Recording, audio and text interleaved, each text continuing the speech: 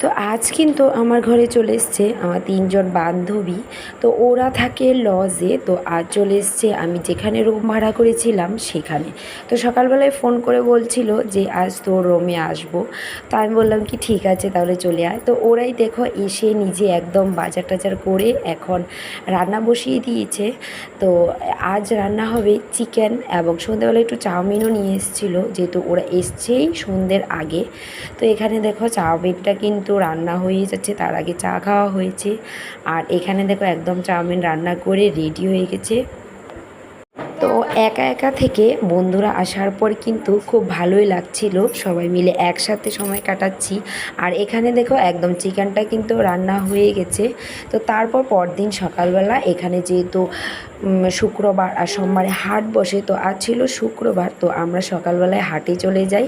তো সেখান থেকে বান্ধবীদের একদম টাটা বাই বাই করে দিই।